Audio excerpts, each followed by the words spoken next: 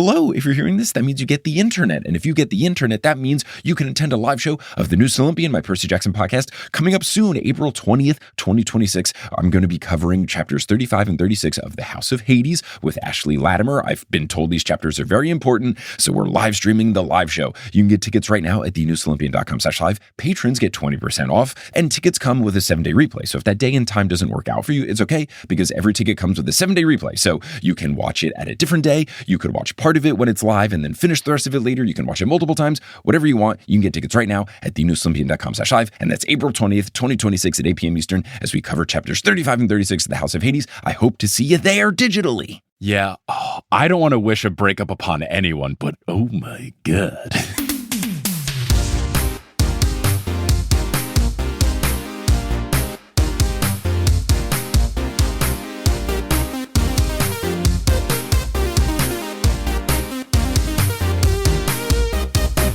Sup, nerds? It's basketball. Welcome to Horse, a basketball podcast about everything except for the wins and losses. My name is Mike Schubert, and I'm joined by my trusted co-host, the CBS trying to make sure that they don't offend anybody on their broadcasts, to Charles Barkley being like, hey, immigrants are being treated so poorly in this country, and I hate it. It's Adam Mamawala. Adam, how's it going? Congrats to Chuck for being a real one always. For better or worse, Charles Barkley, always 100% himself. I also saw a video of him leaving in like a car service thing, and someone asked him for an autograph, and he said, like, just one. And then the guy asked him for a second. He's like, you could speak English, motherfucker. What? Oh, Chuck. Oh, Chuck. I'm glad Team Chuck on that one. A lot of those people just sell those autographs. They're jerks. Yes. The autograph thing has become wild. I was first keyed into it with the shift in how it happened at the US Open, when it used to be like kids getting their hat signed. Like, I got my hat signed by a Bryan brother, one of the doubles guys, and it was cool. And then it turned into parents utilizing their children so that they can get things to sell. Like, it's super weird and gross now. Real fans want selfies. People who want to sell stuff want autographs. Yeah, that's legit. Not across the board, but that seems to be the case. What I would even say is the realest of fans just want like a cool experience. Like, I would much rather have a cool experience. Like, when I walked by Bernard King at that Knicks game, I fist bumped Bernard King and said, it's a travesty that your jersey isn't retired. And that was way cooler than asking Bernard King for a selfie. Like, that's what I want. That's the thing. But yeah. But anyway, shout out to Chuck. Glad he's standing up for folks, as he should, as we all should. But we're here not to talk about college basketball.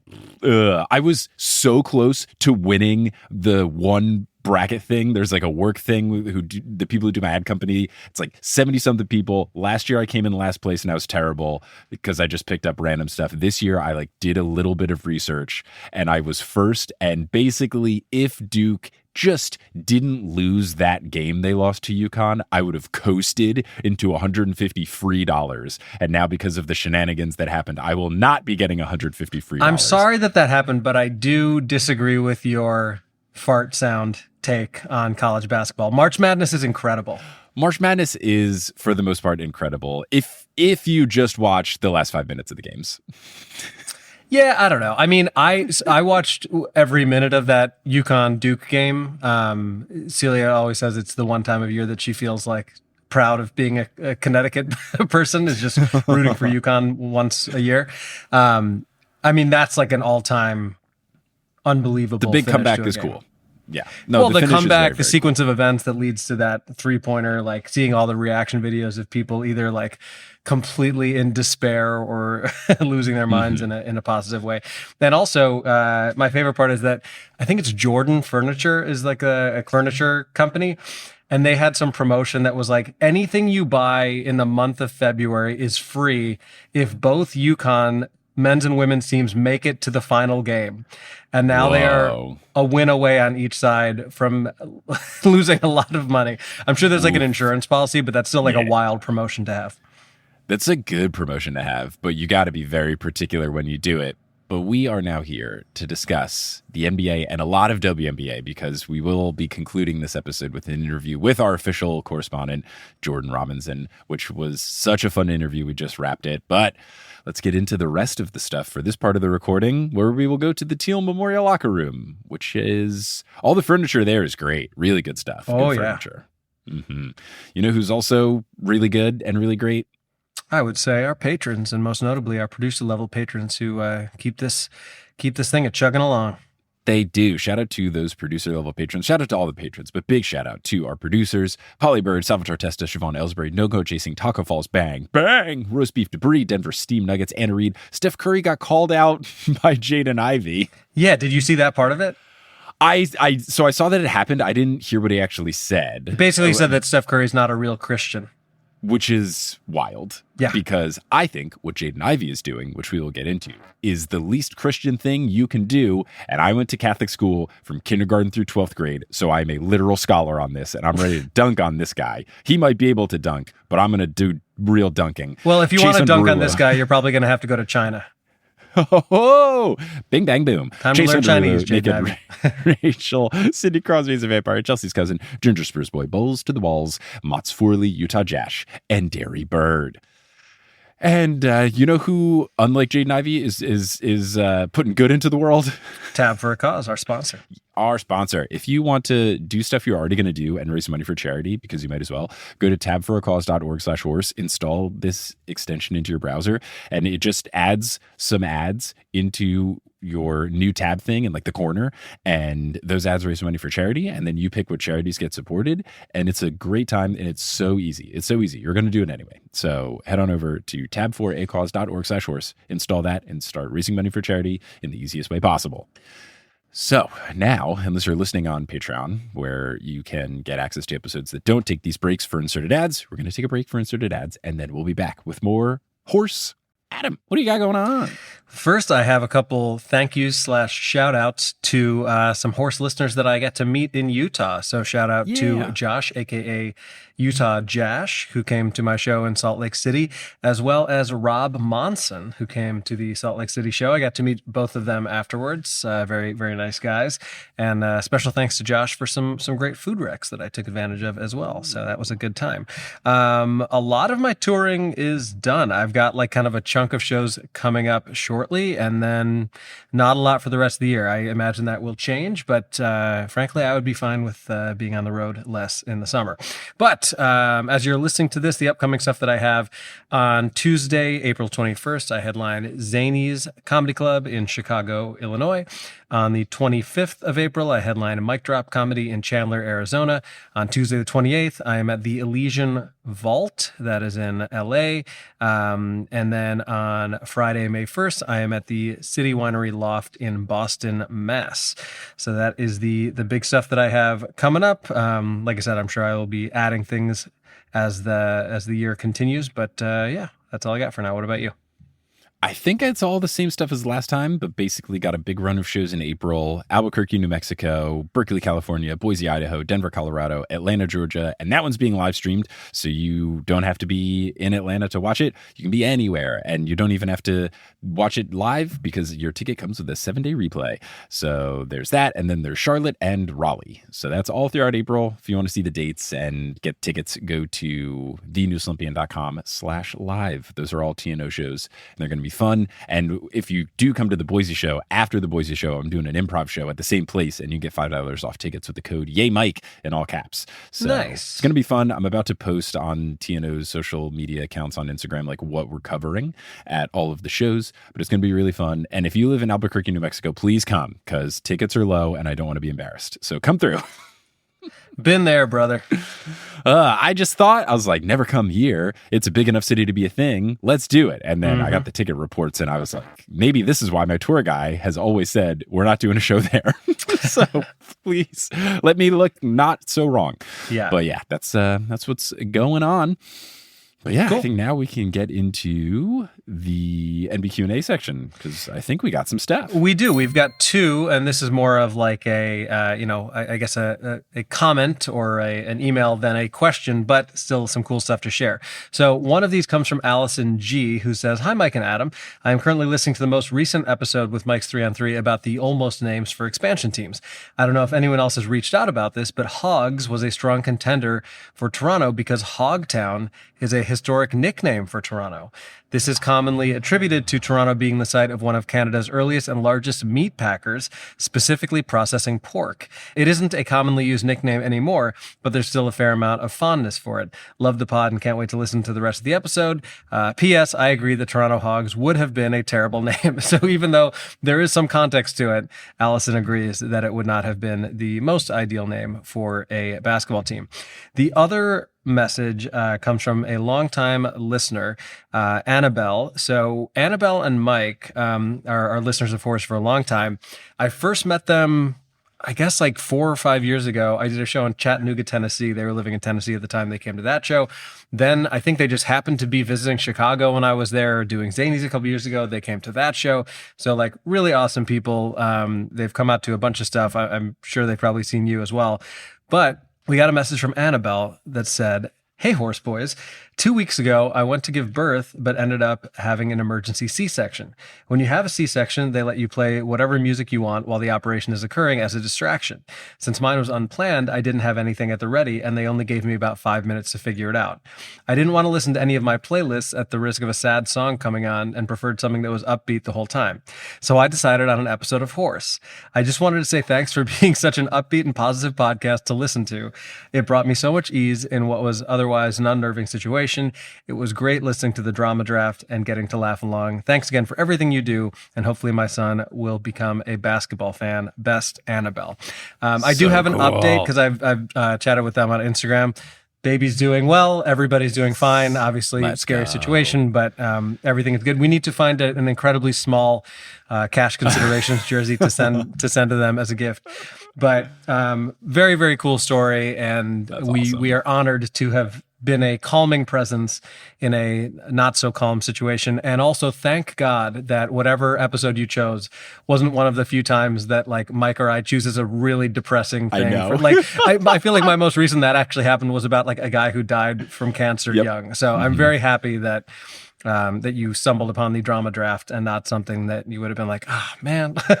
The whole point of this. Yeah, no, that's great. Thank you so much for sharing that. That's lovely, lovely. So cool. These are the things you never anticipate happening when you start to make a silly basketball podcast. And yet, here we are. So cool. Yes. Well, now we can get into full court press. Get it like the news? I do. So we'll keep it NBA mainly because any WNBA news does get covered in our lovely, lengthy interview with Jordan. But as far as NBA stuff, the big thing, let's get to the thing we alluded to. Jaden Ivey, this is a bad situation for him, but good move on the Bulls. He had been making a string of anti-LGBTQ comments, apparently in the locker room, and then also he had been live streaming on Instagram, and I don't know if he did it on other places on social media as well, but he'd been making some anti-gay comments and stuff, all under the guise of faith, which is stupid, and the Bulls waived him. They were just like, "You're off the team, bud." And they clearly had nothing nice to say about him because all of the reporting and articles by Shams Charania of ESPN and some other folks that are now trickling out recently. There's a Chicago Sun-Times reporter who released a larger thing, Joe Cowley. He put on a thing just kind of explaining like, "Hey, here's some of the stuff." And a lot of the teammates are like, you know, Josh Giddey was saying, "I hope he gets the help that he needs." And Billy Donovan saying, you know, like he was becoming a distraction. Unnamed sources saying he was preachy in the locker room. But basically, he seems like he was going super deep into the whole like religious thing. And he was saying that the NBA shouldn't be promoting Pride Nights because it celebrates unrighteousness and all this stuff that is awful and not what the Bible says anyway. So just stupid. Glad that he is not on the Bulls anymore. I hope he doesn't get picked up by any team. Yeah, but I will say the cynical part of me, and we talked about this kind of, you know, off the podcast last night with our buddy Chris, is like, if he were balling they wouldn't cut somebody over this. I think they wanted a reason to get rid of him anyway. This also, from a purely basketball standpoint, just makes the Bulls look that much more inept that they traded for someone who now they've waived. And granted, like he's going to be a free agent anyway. You're losing a month of somebody in a lost season anyhow. But to have made him the centerpiece of a trade, and then the guy doesn't even essentially play for you and then is waived before the end of the year, I think the Bulls continue to just look more and more pathetic as time goes along. But whether it was strategic or not, I'm still glad that they cut him over that. And I think we've seen too many instances where somebody either says something or in many cases does something when we're talking about like a, domestic abuse situation. And it's like, oh, well, since they're good, we're going to look the other way. And now welcome back to, Charlotte, Miles Bridges. Yeah, exactly. Yeah. So good on the Bulls for getting rid of him. And there was already a lot of rumbling about like something's off with this guy. Like just the sorts of answers he would be giving in interviews. Like I heard some of the locker room interviews and his tone was, dare I say, Kanye-esque, like answering a part of a question and then going off on this weird tangent where you're like, how did we get here? It's all very odd. And for Jaden Ivey, I mean, the guy's 24 years old. He's a former lottery pick. And now he followed up getting cut by then going on Instagram Live, which, again, let's just reemphasize, no one, but especially no one who's in the public eye, should be going on live. Learn from Ja Morant. Just don't go on anything live. Don't stream. But he went on this weird rant about Steph Curry and how Steph Curry is not a real Christian. I don't know if that is in some way related to Steph, I don't know, being not an asshole to the LGBT community. I'm really not sure like what the context of it even is, but like of all of the people in the world to take a shot at, Steph Curry. Yeah, it's wild. And the thing of the Steph Curry thing, and Nick Young even called him out for it, like of all the people to come at Steph, what are you doing? Yeah. And what's even wilder is he seems to have been doing this Steph Curry thing just like on a commercial airline flight, because like a flight attendant comes up and tells him like, hey, you can't do this, stop doing this. And he said the world has nothing to offer, there's nothing good in it, nothing good except following Jesus Christ. But then also there was reports that he apparently in the locker rooms was asking reporters if they had premarital sex before, like just weird stuff. There was a report from this guy, Joe Cowley, quote, Jaden Ivey's interviews became sermons in which he was asking Chicago Bulls reporters if they've been saved and if they fornicated before marriage. So just like, it's this mix of, it seems like he probably has a mental health situation going on in addition to the, born again, whatever it is with this faith. I don't know if he's always been a big faith guy, or if this is a recent thing. I'm sure it is, or not, I'm not sure, but I would guess that it is connected to the fact that he had this promising NBA career and it was derailed by injuries. And it's looking more and more now, like from a basketball perspective, it's just not going to work out for him. Maybe that caused him to go into a mental spiral of sorts. I don't know. Like, we don't know what's going on.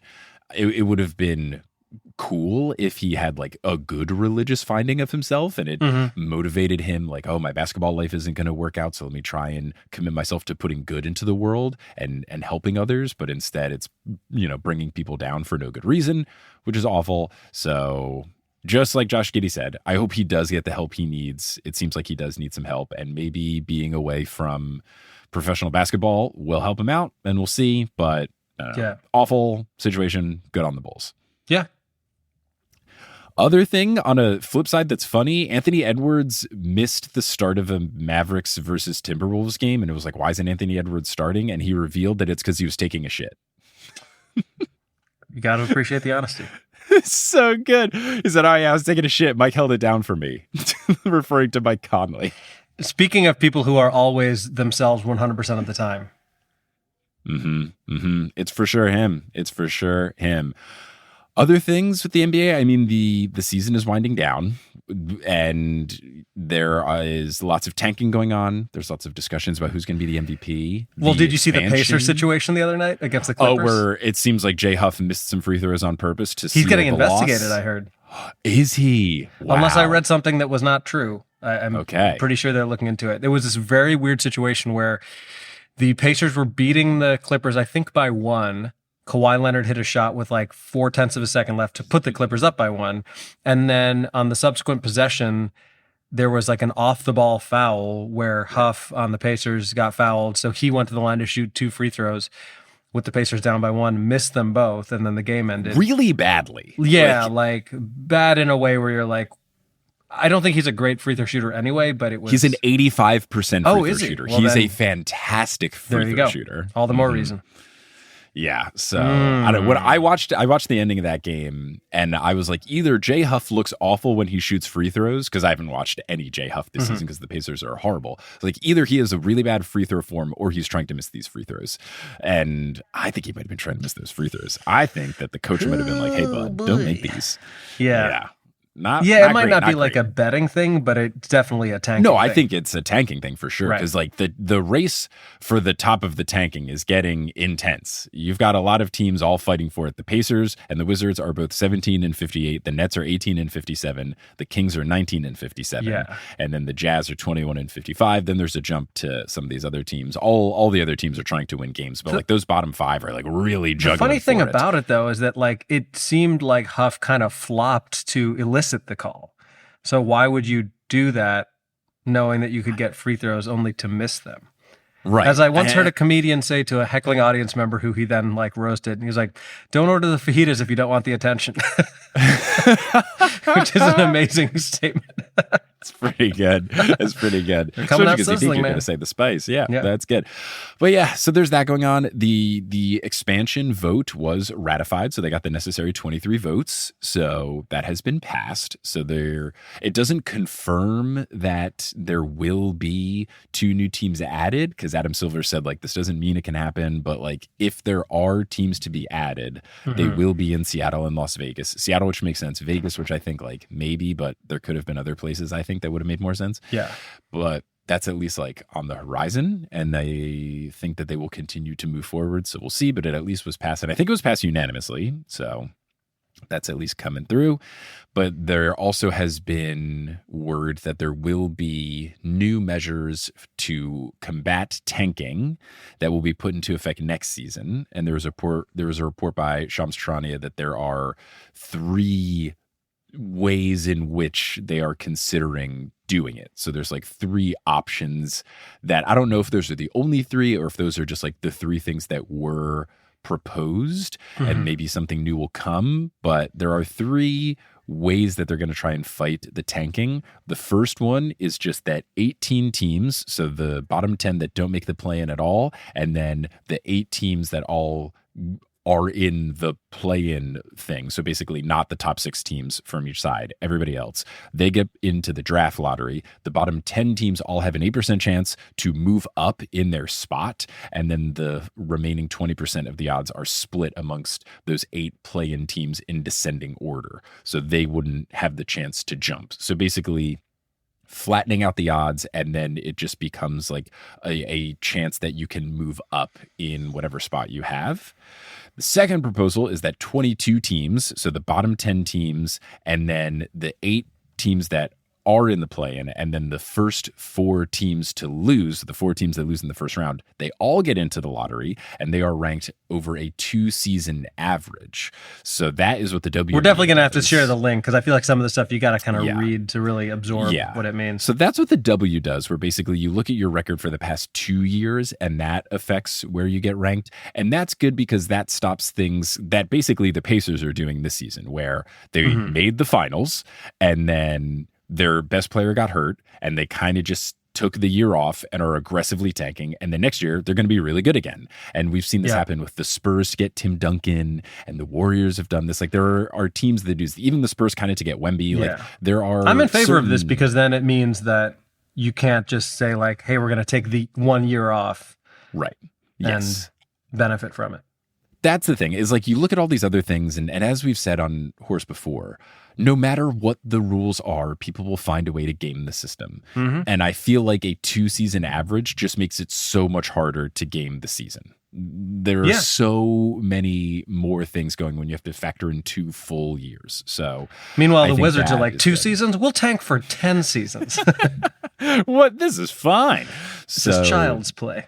The other thing in that system, which I think is really cool, is that there would be a win floor. So let's say, for example, they set the floor to be 20 wins. Even if you go 14-68, they go, no, you actually went 20-62 for average purposes. Right. So it would have this current kind of situation where, you know, you get to the end of the year and it's like, look, you there are 8 games left and you only have 11 wins. You can win out and it's still the same. So maybe try. I think that's great. I think that's really good. So that's why I like the second one. And then the third one is a 5x5 method. So it's the 18 teams from that first concept are into the mix. The teams with the 5 worst records then all have the same odds of getting the top picks in the draft. And then after those 5 picks are selected, they do another lottery drawing for the remaining 13 teams. And if any of the teams with the 5 worst records didn't get in a top 5 spot, then they get moved back.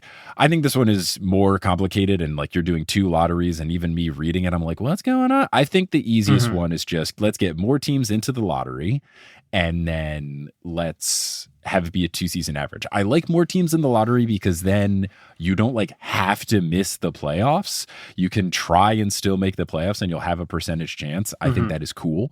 And I also think that's cool. Like if you're a small market team that just happens to be kind of good out of nowhere and you're like ahead of schedule, you know, you could still, especially if you were really bad the year before, with the combination of your average and then still having some percentage based on making the playoffs, like I think it could be really cool. So, but these are just the proposals, right? Obviously, there's nothing decided upon. No. Yeah, and I don't know if like new things will be submitted or if they're just voting on these 3 or whatever it is, but like that's at least things that were suggested. And I do think that all of these things seem like they will help, and we'll just kind of see how it goes. They're less messy than the whole wins are locked after March 1st. Like I think that stuff is more confusing and easier to gamify. Whereas if you're just like more people have a shot at it, then, you know, you might get less like abject tanking. So we'll see. Any final thoughts on the whole new tanking measures before we kind of wrap up? No, I mean, I'm glad that they're cognizant of how bad it's gotten. I think they would have to be incredibly tone deaf to not understand that every NBA fan is watching the league this year and being like, this is just not. A lot of these games are really impossible to watch. Yeah. I mean, if you just look at like the current, it's funny, you can see how clearly things have happened, whereas the play-in is for the top 10 teams. And if you look at the Golden State Warriors, who have been ravaged by injuries, they're still trying to win. They're 36-39. The 11th ranked team in the West is the Memphis Grizzlies, who are 25-50. So that's an 11-game difference. Then you look at the East. The 10th seed are the Charlotte Hornets, who have been incredible over the second half of the season. Kobe White, baby. Something ridiculous like 31-5. Like they've been on an Eric Collins must be loving it. Oh, we got to get them in the playoffs. We got to. Oh, they will. Then the team below them are the Milwaukee Bucks, again ravaged by injury, but maybe also not trying to win too hard. So the Hornets are 39-36, and the Bucks are 29-45. So that again, so there's no drama whatsoever of who's going to get into the play-in. I mean, the rankings, sure, but like we already know who the 10 teams are on each side, essentially. Right. And this is why I like you can make the play-in and still be in the lottery. I think that is a good system because currently I don't think that's what it is. Like, but once you make the playoffs out of the play-in, you are no longer in the running. Correct? Yeah, like in some of them, because some of them it's 22 teams. Like that proposal B, which I like, it's 22 teams. So it's the people who make the play-in and the first 4 teams eliminated from the first round. So that like really makes it more okay. Gotcha. So I like that proposal a lot, just because like there's a clear line of demarcation of where teams are not trying, and it's the teams not making the play-in tournament. Yeah. So like the play-in tournament worked so that at least 10 teams on each side are trying, but that's where it stops. So. Yeah, I think it'll be good because you're right. There's just, especially this late in the season, I love watching basketball. I love watching my Knicks. But when the Knicks play the Wizards, I'm like, probably just going to skip this one. Like, and that just should not be how the sport operates. So we will totally see. Agree. We will see. But yes, so that's that. And now we will get into our interview with Jordan Robinson. We talked about so many WNBA things. We learned stuff. We talked about Jordan's new book. It's great. I think you'll all love it. So yes, as promised, we have a very special interview. We got to dust off the horse blazer jacket. It should be one of those like equestrian jackets that the jockeys wear. And we got to update the stitching because Jordan is back for her 7,000th episode of Horse. We're so excited to bring back our official Horse Hoops WNBA correspondent. And you might know her from her incredible podcasting work of the Women's Hoop Show, but you should know her, and soon the world will know her more, as the co-author of Court Queens, which is celebrating the players, teams, and history of women's basketball. An amazing book that I can't wait to get my hands on. And now you all will get your ears on Jordan Robinson. Jordan, how's it going? So happy to be back. I have to say that I was looking for my Horse Hoops jersey before coming on because I wanted to wear it. But I think it's actually in my basketball backpack, which is like in the garage. Yes, that's I'm better, coming out of retirement Higher soon, which is a whole other conversation. But I think it's actually being used to like put away for when I actually play. So that's why I don't have it on right now. Just want to put that out there. That is great. And yes, honestly, higher praise to be in the actual repertoire than it is just to be a novelty tank, a utilized tank. Come on. Shout out. But yeah, there's so much stuff happening in the W, and also you've got a book. So it was so clear as day that we've got to have you back on the pod. Is there somewhere you want to start? Because we've got the CBA, we've got, as I very decidedly take a sip out of my Houston Comets. Yes. Let's start From there, old school that's fun. WNBA. That's new. That's Look exciting. at this. Look at this old. Wait, where's the old W logo? There's got the. Oh yeah, here's the old W logo. Oh, it's so good. Yeah, Mhm. that's on the basketball classic. right here. Yeah. Yes. I yeah. love that logo. So Wait, yeah, which let's player start there. is that? Did they say who that's supposed to, like how Jerry West is the NBA person? I don't know if it's Well- an actual or hey, it's probably in your book, isn't it? It is in the book about how they Look at put that the setup. person together. It's not a real person, but we share a Is it a story combo? from like the combo of all the places that they kind of took it from to create Logo Woman, as they call her. And we know now there's been different iterations of the logo, and supposedly it's Diana Taurasi now, even though she's denied it. But come on, the bun. I mean, we know. The bun. We know. The We know. So yes, get Court Queens wherever you get your books, and there's a little blurb in there.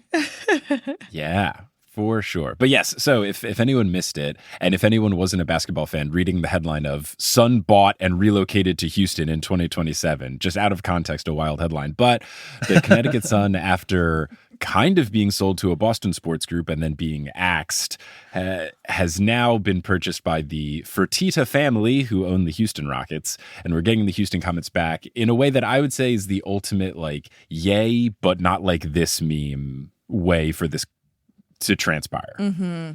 It's such a bittersweet news because they're on one side, we are celebrating that the Houston Comets are coming back, and there are diehard fans that were so sad and gutted when the Houston Comets left in, I believe, 2012. Yeah. That was such a different time. You know, this is one of the biggest dynasties in WNBA history. The first 4 WNBA championships belong to the Comets, and you're telling me that team isn't around anymore? Like, the math doesn't math there. But then on the other side, you have the Connecticut Sun, who is owned by the Mohegan tribe. That was the last non-NBA owned franchise, and they were independent owners, and they came from, they were the Orlando Miracle. Then they went to Connecticut. And so there was this celebration of like, yay, NBA doesn't own this franchise. This is a franchise that can kind of be independent and do their own thing. Now that's gone. And they wanted to keep it in New England. They wanted to keep it in Connecticut. The mayor was sending emails and letters to Kathy Engelbert, like, can we keep it here, please? The former Boston president wanted to own the team. All of that was just weirdly like yeah, we'll think about it. How about over here in Houston? Like, what about you, Fertitta family? Do you guys want it? And it was just so obvious that it was like, okay, they clearly want it to go to Houston. They want it to go to an NBA franchise because I think in their mind, in the WNBA's mind, that's more security to have it be linked to an NBA franchise. But it sucks. It's not fun. Yeah. No. Especially because the Sun, it's so drastic in that, yes, they've been bad for the past, 2 seasons? Or was it even, was it just the one where they blew it up? Like, the Sun were like always, this team was like, oh yeah, they're always in the playoffs. Yeah. And then it's just like, oh, we've had 2 bad years and now we're gone. Yeah. Like, that sucks. Yeah. It's not like, I don't know, it would be different in the NBA if like the Wizards got relocated or the Pelicans, like teams that have been bad forever. But I don't know, this would be like the Warriors getting relocated next year. It's like, I mean, different because they've won all these titles, but like the Sun were like always someone in contention. They made the finals a bunch of times. Like they've made it very recently. And then now they're just not there anymore. Yeah, I mean, from what you posted, Jordan, it feels kind of like one of those 2 things can be true at once sort of situations where it's like everyone's happy that Houston has a WNBA team again. They should have had a WNBA team, sooner. But it stinks that it had to happen this way. I guess I'm kind of wondering, like, why couldn't they have allowed the sale to Boston and then just made sure that Houston was one of the next teams when it expands again? That is a great question, Adam. Why did it have to be the Sun and not a part of the next expansion rounds? That is something that we were all confused about because even when they announced Cleveland and Philadelphia and Detroit coming back, we all thought Houston was going to be a part of that because it hasn't been a secret that Kathy Engelbert has wanted a WNBA team back in Houston. She's been like dropping little hints for the past couple years. So we thought that they were going to be kind of guaranteed that next expansion bid.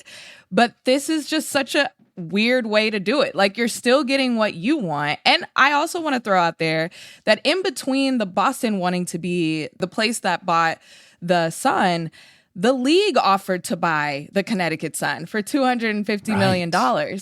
And then we were all like, okay, so you can just go put it in Houston. Like it was very obvious what the next step was going to be. So we're all confused at what's the difference from relocating to expansion. And they didn't like give them a discount. It's a record high $300 million. Like in 2012, when the Houston Comets folded, they couldn't buy a seller for $12 million. Now they're rebuying it for $300 million. So that talks to the growth, but also like, what are we doing here? Like you guys pieced out when it was $12 million. Now you want in when it's more? Is it true that the Boston bid was higher?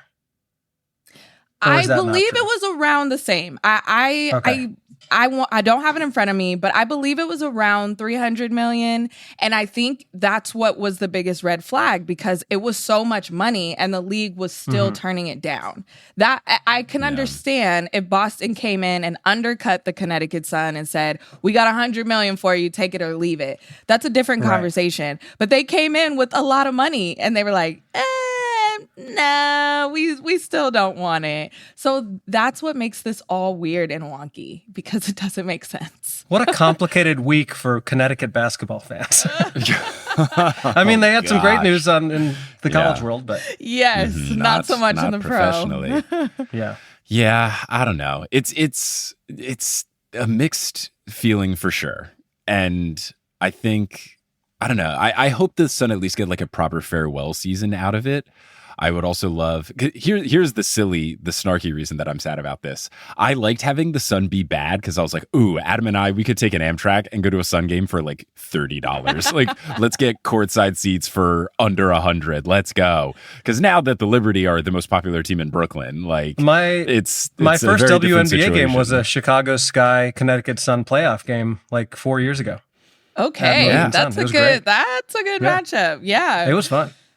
That was like peak Sun though. Like the Sun were good at that time. Like Deanna Bonner. Yeah, they were good. But now There'll be sun. Are they at least gonna call it like the sunset season? Like, are they gonna at least Come on now. They That's should. really good. Come on now. That's Hashtag sunset. really good. Like, come you on. should pitch that. Well, Kathy, hit me up. there's so much going on this season because it's the 30th anniversary. So there's going to be so much promotion around that. And I can already tell. So all of that's going to be around it. And then I hope we get this like slow trickle of Connecticut Sun greats that come back and get honored, to be able to, put a spotlight. I know we're gonna talk about, the expansion draft and free agency, but Tina Charles being drafted there and her decision to kind of come back. I was hoping she could retire as a Connecticut Sun. Does she retire this year because the Connecticut Sun will be no longer? And that just feels very bookend. Like she can't retire. And he's like, that would just be weird. Yeah, so be weird. I hope that it just feels right and feels like we can like give them one last hug before they go away. So sad. We should. But yeah, you hinted at it. So let's get into the next thing that I'm so excited about, because I don't think I've ever been like really keyed into any sort of expansion draft before, even though I'm so fascinated. Like all the other ones happened, I was too young to like really know what's going on. And now we're getting an expansion draft in the W. I know how it works in the NBA. How does it work in the W? And there are two teams, right? It's Portland and Toronto? Yes. Or is it just Portland? It is Portland and Toronto. It's both. So most recently, we just had one for the Valkyries. So the Golden State Valkyries had an expansion draft. Right. They did just one. last year. Okay. But it was only one team, and it hadn't been. Yeah, I think since 2008 was the last one. So it's been a huge gap. Yeah. Since this expansion draft. So a lot of people came in and the expansion draft for the Valkyries was kind of that first time. But now it's two teams, so it's going to be double the drama. What happened? That's what I was, I guess, referring to is when the teams go head to head. Yes. Because I just remember with the Valkyries, it was like people protected the players. And then I don't think any Storm players got picked. And I was like, yay/wait. They don't think we're good? That's the only way to accept that news. Yeah. It's a side eye. Like, okay, happy thank you, and but, insulted at the same time. Yeah.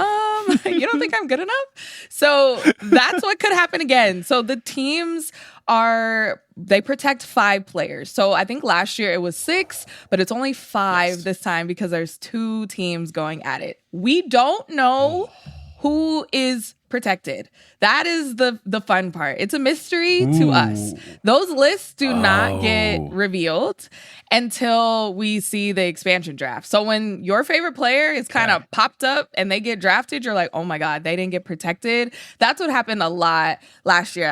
I would when say Kate Martin got picked, when it was Kate like, how was she not Martin got protected? picked, when Timmy Fagbenle from the Fever got selected, I was like, whoa, they didn't select her. But then you have to think about, you have 5 players. Like you have to make sure you're pretty much your starting 5 is the ones that you want to protect. So that's the extra drama. We don't know who the other teams are going to select. And then Portland and Toronto are going to go snake style and select their players. And I saw this on Twitter. Somebody messaged me and was like, are they only going to have 5 people on their team? No, they're going to select from the expansion draft, the college draft, and they're going to sign players who are not currently on a WNBA contract, like international players, like the Valkyries did. They put us on to all these international talented players that we didn't know about, but that's what their scouting has been doing this whole time while the CBA has been in flux. They've been scouting like crazy, trying to build their rosters. And now this is just a way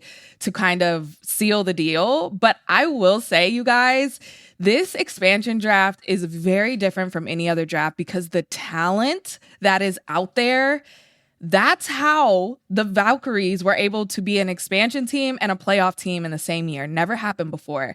We could see that again because if you just look at the Las Vegas Aces, you are going to protect, your starting 5. You're going to protect Jackie Young, Asia Wilson, Chelsea Gray.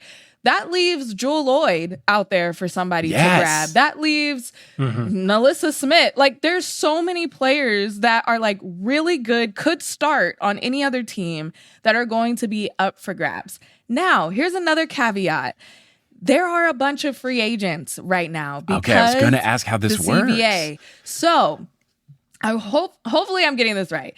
But from my understanding, if you're Portland, you can offer, expand or draft in the expansion draft a free agent. And you can offer them the Supermax deal. Like you can immediately say, come here and we'll give you the Supermax. Like you're going to be a millionaire. The new big fancy schmancy Supermax thanks to the new CBA. Schmancy fancy Supermax deal. You can also, if they are a restricted free agent, you kind of get their negotiating rights. But they could still sign elsewhere. So it's not a guarantee if you draft a free agent, which makes it so crazy. So you could draft a free agent and they say, okay, yeah, I'm going to go check out your facility. I actually don't want to sign here. I want to go sign with Indiana. And then you have to find another player and you use that draft pick. So it's going to be so bizarre. How are they going to say, okay, come here. You said you're a free agent. You said you're looking around. Why don't you come here? We offer you the Supermax. It's a lot of schmoozing. Like everyone's going to be schmoozing and courting each other during this time. So could a player like Skylar Diggins, for example, is a free agent. So could the Toronto Tempo be like, Skylar, we want to give you this money and we're going to use our draft pick on you? And then can Skylar just go, like, does she have to just decide before looking at other teams? Or can she go, I will consider this and let me get back to you? And then she can look at all the other teams and then decide? Yeah, from my understanding, she could just say, hold on, until free agency closes, I have my time to make a decision. But Skylar... Then what is the benefit of drafting them with a pick? I know. So... I think this is so interesting because it's really the players that have that choice and the players who don't. So are you going to draft someone who's like, they don't have a lot of options out there and like you are their best option? Or are you going to draft a player who is going to be highly sought after and you're going to have to fight for that player? So that's the interesting part. Skylar is very interesting because she could be protected by Seattle, but she's still a free agent. So Seattle could protect her and then she could go and sign somewhere else. And now Seattle is out of a person. Like that's how it's going to be. It's going to be a domino effect. It's going to be so I would messy. also be curious to see like what's considered tampering. Like if you're Portland or Toronto, can you preemptively talk to a free agent and say like, hey, hypothetically, if we were to pick you, would you, promise us that you'll sign here? There couldn't be any discussions before the CBA was signed. Nothing. Yeah. They couldn't say anything to anyone.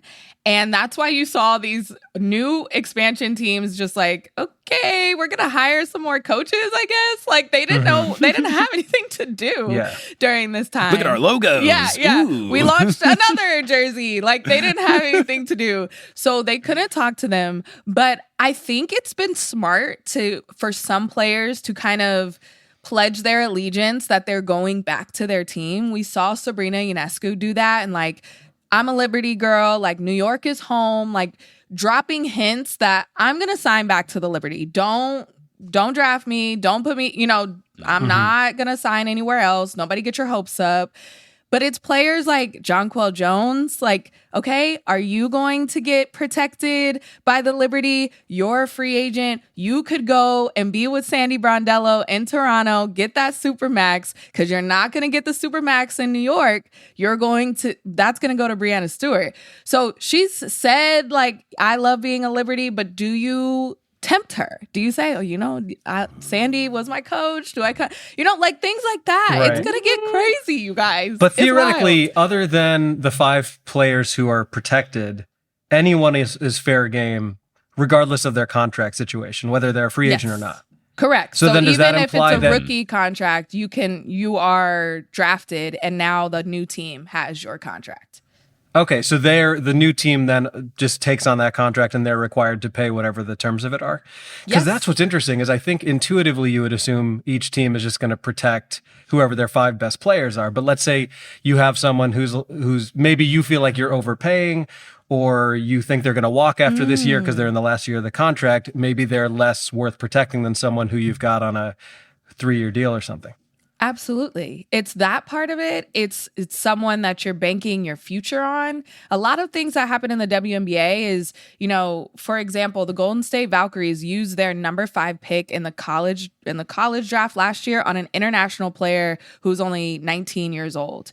And she didn't even play. So this past season, that's what happens a lot. You draft someone for their draft rights, and then you're like, okay, next year when we have a spot for you, you're going to be a part of this team. So you have already kind of dreamt up how they're going to fit into this role now. Do you protect them even though they have never played a game for you because that was your draft pick last year? Or do you let her be on the chopping block knowing that that was your gem that you drafted and you kind of saved for this year? Is that going to take a spot from somebody else who did actually play minutes and we saw what they can do with your team?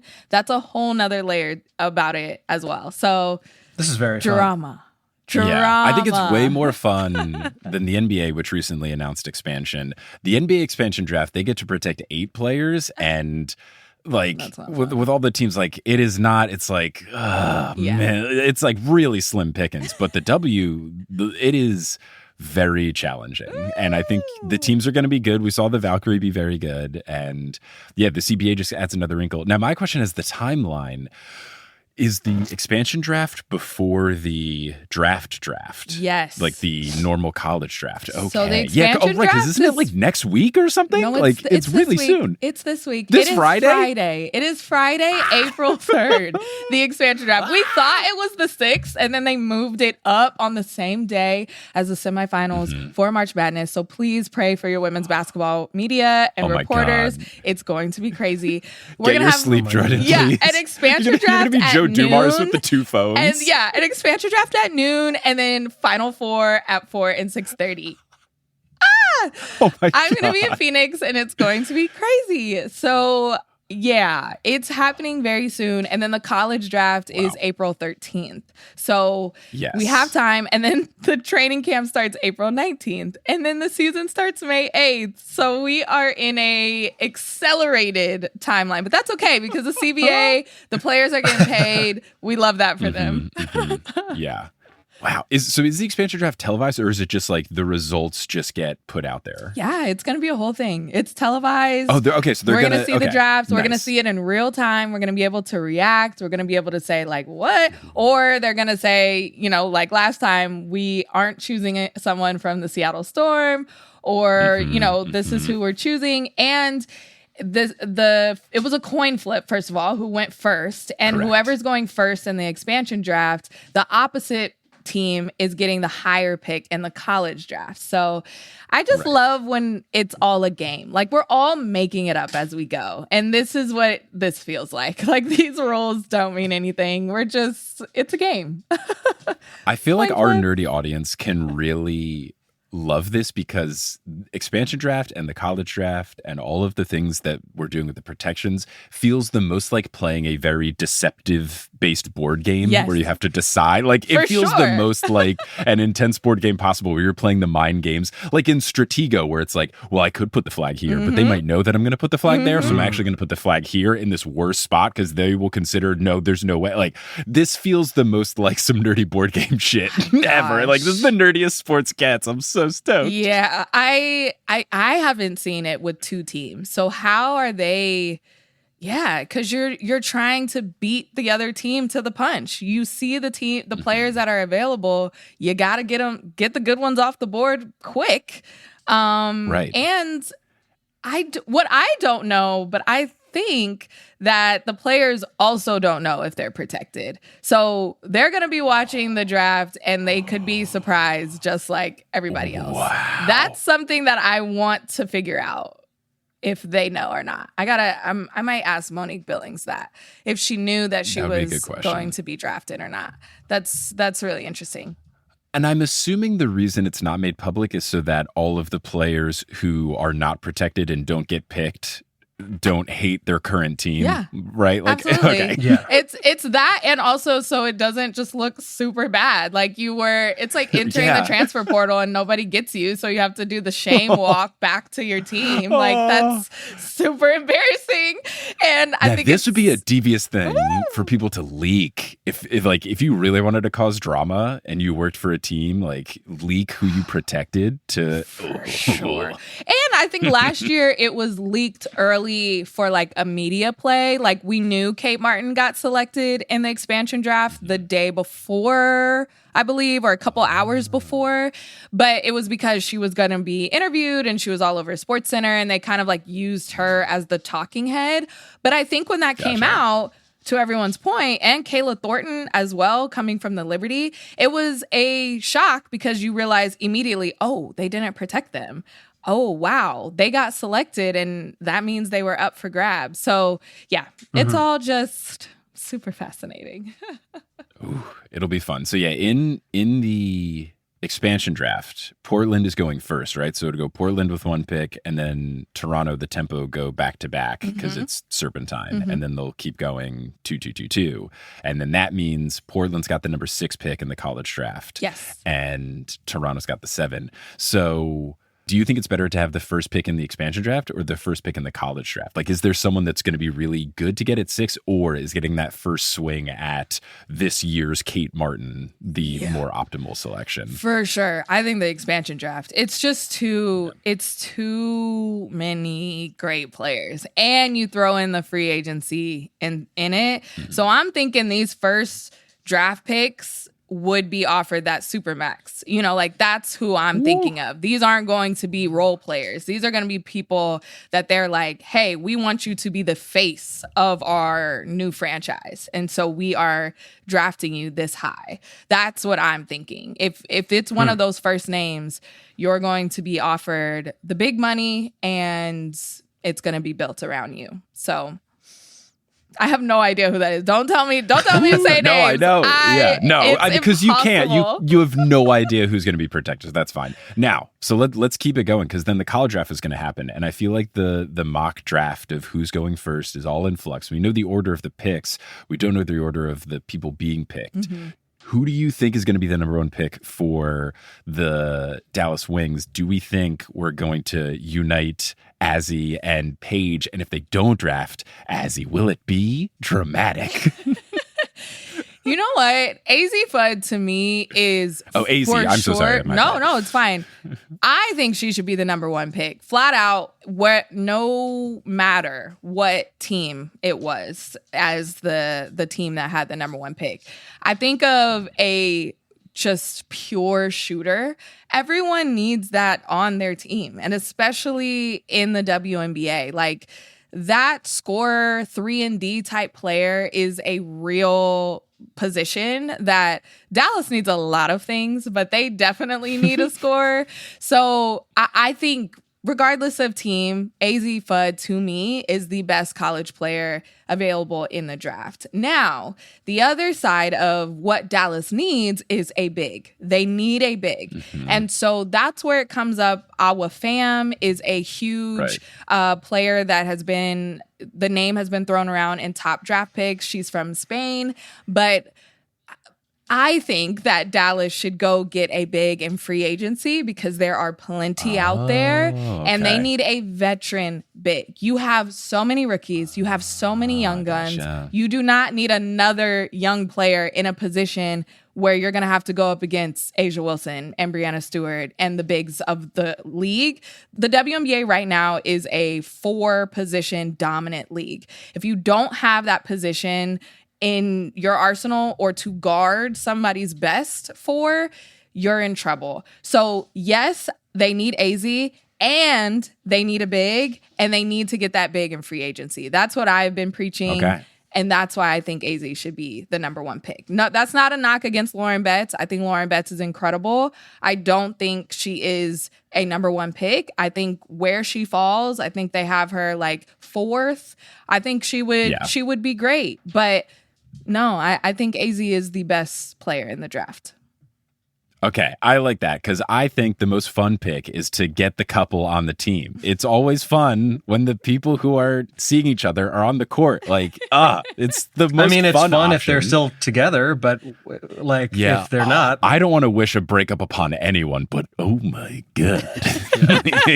I mean, we've seen that before. It doesn't go great when they break up and then they force a trade out of that city. It's not fun. What was the example of that? Well, it was rumored to be back in the day with Katie Smith when they were both on the Connecticut Sun with Lindsay Whalen, I believe. And they were like, they broke up. It was messy. And then they demanded a trade out of that city because of the messiness of the breakup. But we're also seeing this messiness unfold in real time with Dejanay Carrington, Nalissa Smith, and Jackie Young is now involved. Dejanay and Jackie Young may be an item. That's what the internet is saying. Please describe this. I've missed this. This is ripe for horse. It is so for the audio dramatic, listeners, Jordan just put her hand to her temple. Because it's so stressful. Jackie Young, Nalissa Smith were teammates in Las Vegas.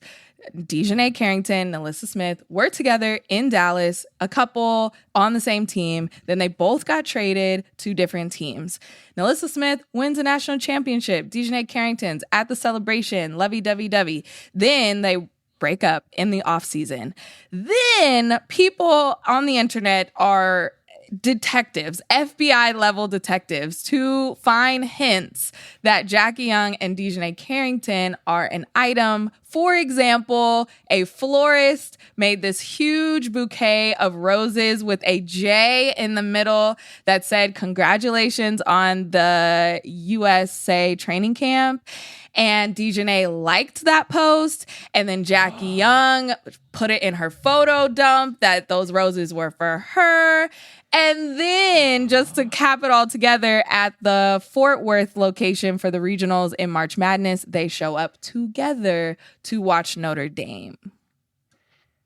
Boom. There you go. Oh. That's a little too many coincidences. Someone slipping a 20 things. to a florist to get inside information. Wow. God, I love it. I mean, a mess, but my goodness. A mess. It's a mess. Heated rivalry's got nothing on the WNBA. Oh, absolutely Who needs fiction when you have the W? Come on. Wow. I mean, I do. That's the kind of thing. Like, will that affect who you protect? Like, do you not want vibes to be horrendous on your team? Like, well, let's just not protect one and then hope they solve this problem for us and just take someone away. Oh. I mean, what is that dynamic between Nalissa and Jackie? Yeah, if they're both on the Aces, does that mean, I don't think that means Jackie's going to Minnesota where Dejanay currently is. I don't think that, but I think it's more of like, I mean, it was already spicy when Dejanay and Nalissa Smith were broken up and then they were playing against each other and then they were like helping each other up off the court and just like making super flirty things, and then they ended up getting back together to only break up again. But I mean, man, the best reality show on earth is the WNBA, and if you are missing it, I'm so sorry. It's so much fun. Now, if we can, because I know we only have so much time, the reason that we're able to talk about all of this stuff is that the WNBA season will be happening this year, which is something that we didn't know. Like, I think Mike and I both thought there was a world where we would like bring you on to console us and talk us off the ledge, to be like, I don't know, we'll see. But we would have all been there consoling each other because I was very much there. It's a group therapy. Yeah, and I think a lot of people were afraid that that would be the outcome. Obviously, we already have talked about this a bit, but what were your big takeaways from the new CBA? Because it seems to me that like everybody is very happy with what the players got. Oh, yeah. I am so proud of the players. I think my biggest takeaway, yes, I would have been so sad if we didn't have a season professionally and personally. I would have been sad if there was no WNBA season. But I was like, oh, I'm putting that aside because these players deserve more. They deserve all of this money. And they really held the line firm on what they felt like they deserved and how they contributed to the growth of this league. Without the players, there is no $1 million views and $1 billion media rights deals. Like, they are doing that to come and see the talent that is on the floor. So I'm just so proud that, you know, we're going to have millionaires in the WNBA and potential generational wealth from being a professional women's basketball player just from playing in America. Like, the whole thing that we have talked about so many times, that players have to go play overseas to supplement that income. Maybe not now. Like, yes, you still can, but you have this option where you can actually think twice to say, I'm actually going to take this off season off, or I'm only going to go play for a little bit. I don't have to supplement. Not to mention Unrivaled, obviously. Right. Unrivaled, Athletes Unlimited, all these other things that are great, but is additional wear and tear on your bodies. And if the players don't have to do that because they're making $500,000, $900,000, $1 million, even rookies coming in making six figures. If you're a rookie, you're coming in making $66,000. Of course you have to go play overseas. It was no doubt about it. So this whole idea that players have options, Supermax players are going to be able to be paid like Supermax players, and then the salary cap going a huge jump from 1.5 to 7 million, that means that you are going to have more star power, and people aren't going to have to take a pay cut just to be a team player. You know, Asia Wilson was taking a pay cut because she's like, yeah, I got Chase money, I got my shoe money, I got all this other stuff. This is just, you know, an extra paycheck, really. Now her real job can pay her like a real job, and that's super exciting. The other things I'm excited about are the developmental spots, because I know that was something that we have talked about over and over. If someone gets hurt, if someone, you know, has to go play in the FIBA qualifying tournament like happened last year, you have these other two spots that are ingrained in your system. And it's not these 10-day contracts after 10-day contracts, and they're just flying around the country, filling roles, and they don't even have a legitimate salary. So these developmental spots are going to be players who know the system, can pop in and out, and it doesn't count towards the salary cap. It's not a knock against you if you have these developmental players on you. This is the whole conversation of a WNBA having a G League and all of that. Like, this is so vital to the overall product of the WNBA. So I'm super excited about that. And then lastly, the one-time payment to retired players. That is something that just makes my heart smile. Mike, you mentioned it, having a podcast with Cheryl Swoops, knowing that what she did for the game, all that she did for the Houston Comets, but the WNBA at large, for being the first player to sign a contract to the league. Now she gets a check for $100,000 as a thank you from this generation of players, because without her and all of that era and all of those players that really set the precedent, we would not be here and not getting $1 million contracts. So there is a breakdown based on how long you served in the WNBA, and you get a thank you payment to that. I knew Breanna Stewart has been talking about that for years, and to see that in writing, to see that in fruition, has been so cool. Like, I love that. I love that.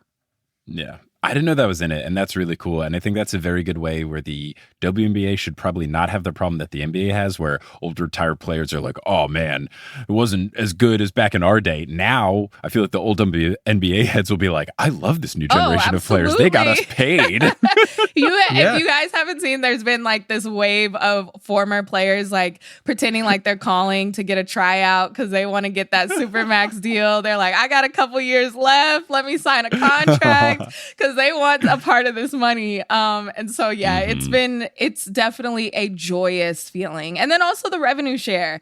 The revenue share was a huge portion. That's what the players were holding firm on, because they wanted their money to be tied to the continual growth of this league. And they got that. They got it around 20%, which is less than what they originally came in for, but still such a win to be able to have rev share at all, and a huge piece plus the big salaries on top of that. So everyone's happy. Everyone's happy.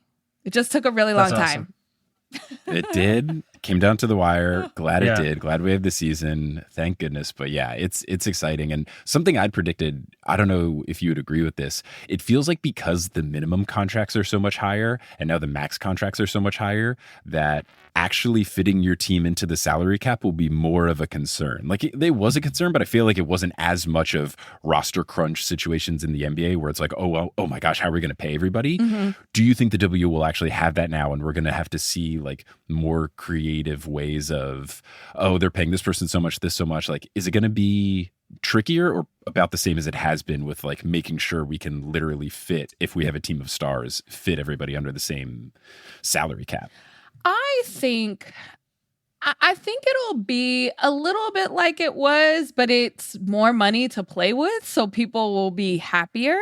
The thing before with especially that middle tier player, they became non-existent in the WNBA because they were in this awkward, like, I'm more expensive than my rookie contract, but I'm not like all the way a super max type of player. So you're going to have to shell out a lot on, you know, maybe a third option, fourth option, and nobody wanted to do that. So this whole idea of, okay, after your rookie contract, that's when they would just go into the abyss. Like in the WNBA world, the average lifespan was like 3 or 4 years, which is your rookie contract, because the GMs would say, why would we pay you that when we can just sign another rookie for $60,000 and we can have 4 of them for the price of 1 of you? And that was the whole conversation around that. I think the top players were getting paid. They're going to get paid again. But that middle tier player is somebody that is really happy to be able to get fit in.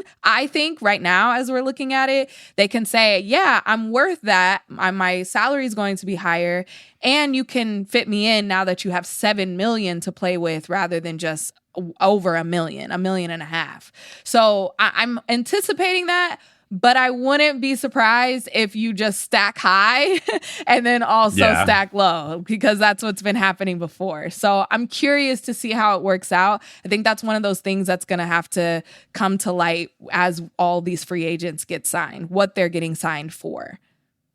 Okay. Well, we'll see that in the future. But before we let you go, let's talk about the past really quickly. What's your quick pitch for the book if people want to check out Court Queens? What is the sales pitch? We'll have you back to do like a full episode just on it, because I fully plan on reading it all the way through and we can pick your brain. But like, if someone's on the fence and wants to get the book, what's the quick pitch? Man, this is your new favorite coffee table book. It is a conversation starter.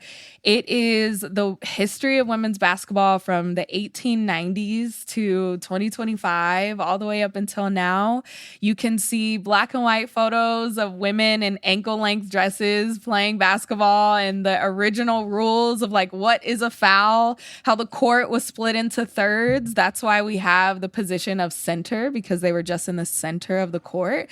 So many knowledgeable, fun facts like that, but also some incredible, rich photos. And then Emma Baccelleri and I, she's an incredible writer at Sports Illustrated, we split up these essays on these incredible names and people throughout history. And you're just going to be the smartest person at the water cooler, because you're going to know everything about women's basketball while also having just a beautiful book on your coffee table. It's gorgeous. It is bright orange. The font is phenomenal. It's a good look. Thank you. Yeah. So you got to get it. That's my pitch. Do it. Awesome. Love the pitch. Get it from independent bookstores and stuff. And you're doing some live events coming up, right? Yeah, we did some events over the past month. I'm like, what day is it? Over the past month, I have one more in New York right after the draft on April 14th, I believe, if that's a Tuesday. Oh, I will be in town. Let me mark the calendar. Yeah, it'll be with The Guardian because fun. I am going to be starting a WNBA newsletter with The Guardian. So that's some Let's little go. Please tell me it's called The Shooting Guardian. Oh my God. Or Point Guardian. DVD. I like that. I might have to pitch that. Yes. So really a lot of good stuff coming up, and all around Court Queens. So you got to get it, because we've been getting some really great positive feedback so far, and I just hope everyone loves it, because it was so fun to do. Awesome. We'll put a link in the episode description here where you can get it from bookshop.org so that you can get it online and also support some local businesses along the way. Well, Jordan, thank you as always. This was a delight. I can't believe we covered so many things, and surely we could have talked about so many other things. Of but course. I feel like we're at least primed for the upcoming intense W situation that you have described. Mhm. Please get some sleep as much as you can. Yeah, right. No, I thought I wasn't going to sleep all March because of March Madness. And then April's like, oh, hold my beer. Yeah, good luck. I'll see you guys March Brett. in October. March Madness brings April. I don't know. I don't know. Madness. April. More. Ah! Yeah, exactly. Awesome. Well, Jordan, thank you so much. Really appreciate you always hopping on the pod and being our lovely correspondent, working us through the world. Thank you for having me. Of course. Thanks for listening to this episode of Horse. Horse is hosted by Adam Amawala and Mike Schubert. Our editor for this episode was Mike Schubert. The music is by Bettina Campomanes. The art is by Alison Wakeman. The website is by Aurelia Lieb. And the social media is by both of the Horse Boys. Thank you to our producer-level patrons, Polly Bird, Salvatore Testa, Siobhan Ellsbury, Don't Go Chasing Taco Falls, Bang, Bang, Roast Beef Debris, Denver Steam Nuggets, Anna Reed, Steph Curry got called out by Jaden Ivey. Bang. It's my Gregorian chant. That is bang. a righteous and religious bang. But it is not a premarital bang because that is not allowed. Chase Underulo, Naked Rachel, Sidney Crosby is a vampire, Chelsea's cousin, Ginger Spurs Boy, Balls to the Walls, Mats Furley, Utah Jash, and Derry Bird. Follow us on Instagram and Facebook at Horse Hoops, and follow us on Twitter at Horse_Hoops because Horse Hoops was run by Jaden Ivey, and he said some stuff that violated the terms of service. he sure did, and now he has been waived. You can go to our website, horsehoops.com, for links to the many things we discussed with Jordan, including some information about the upcoming expansion draft, and then some more information about how this whole anti-tanking NBA proposal situation is going to go. For sure. And if you want to support the Horse Boys, you can go to our website, horsehoops.com/merch. You can get merch, you can get digital merchandise, but you can also go to patreon.com/horsehoops, and you can get access to video versions of the episodes and ad-free episodes, and when we live stream our episodes that are not with a guest recording, all sorts of fun stuff there. So check that out at patreon.com/horsehoops. But we will close this episode out, as we always do, by saying something on the count of three. What are we feeling? We could do all the WNBA stuff going on. We could be excited that the Comets are back. We could cheer on our upcoming softball season, which so is going many to start options. in 2 weeks. So many options. I feel like something Jordan/WNBA related. How about Queen of the Court on 3? Great. Love it. Queen of the Court on 3. 1, 2, 3. Queen of the Court. Man, I hope Jordan is able to rest. I agree, and I love having her on. Anytime that I get to be in a 3-part conversations where the other 2 names are Mike and Jordan, I'm in. Love it. Love it.